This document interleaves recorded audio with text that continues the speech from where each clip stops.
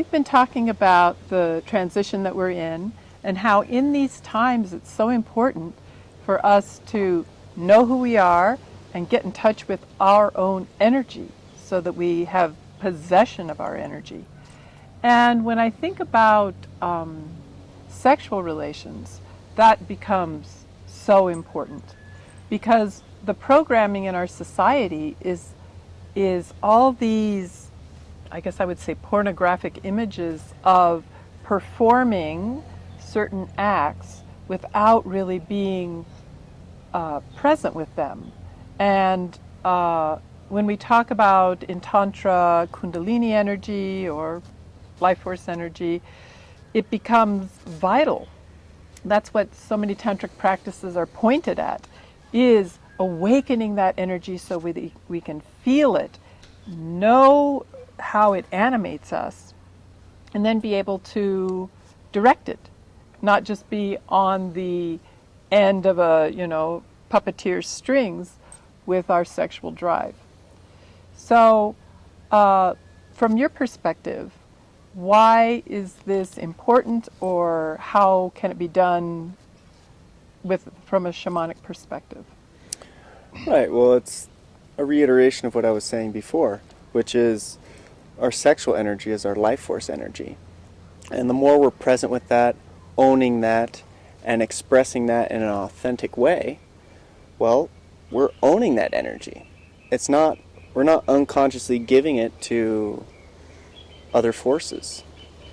So the more we can be present with that, the more that energy is used to, like you said, animate and enliven us, and really that energy can be used for fully expressing who we are, especially sexually.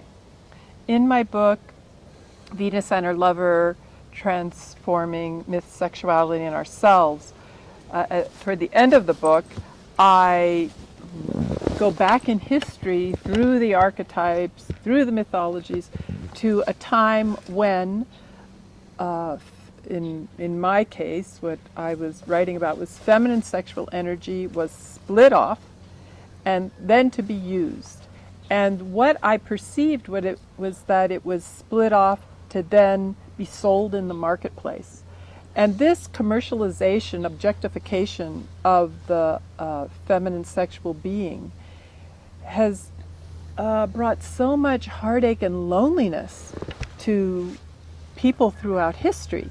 And in my counseling practice with couples, I also see that two people may be living together, but they're lonely because of the training we receive. I mean, it seems like we receive no training, but actually it's a socialization of not feeling, of not knowing who we are as sexual beings, so that when we come to a lover, we're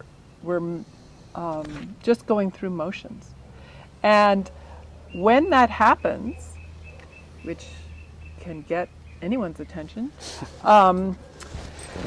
when that happens, if we're not owning our energy, someone else is using it.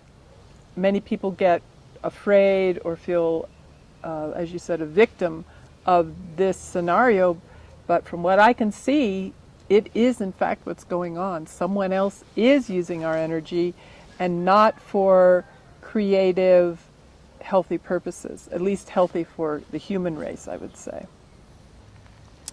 Yeah, exactly. When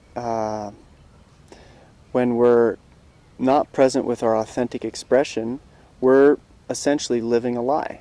We're living someone else's belief, someone else's expression. In relationship, when you're operating from an inauthentic place, I'm operating from an inauthentic place, each of us are operating from beliefs, from perspectives that are not our own. So that life force energy, especially when we're relating sexually, that life force energy is going somewhere else. It's not being fully owned and integrated and embodied in each person and in the relationship. So the work that all of us can do in our relationships to be able to share more intimacy, the two partners together, to be able to know how to communicate, to be able to know how to be real and present sexually, so that sexuality becomes discovery, exploration, ecstasy. That means we live more and more in our own authentic energy. We create the synergistic expansion of our energy, and that's what tantric practices are very much about. Of course, the individual practices, but then when practicing with a lover, to expand our energy fields that are our own authentic energy fields. That then becomes this force of sovereign souls playing, Exactly. which in the Hindu terminology is Leela. And so it's not only just for ourselves personally that we do it, not just for our partners, but that is what's going to then create the new paradigm, the new world, the place where we're going. From some consider from 3D to 4D, some call it ascension. The concept is that this new way of being, where we are aligned with our soul purpose, living our authentic lives, and owning our own energy for our joy and pleasure. And that creates a new world.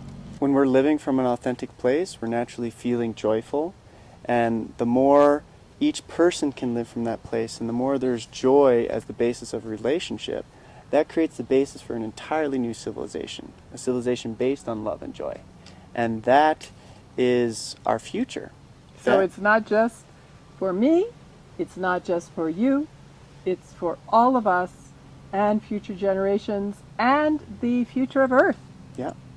Depends on us. And now's the opportunity. Now's the opportunity time. to build a Yay. new future. All right.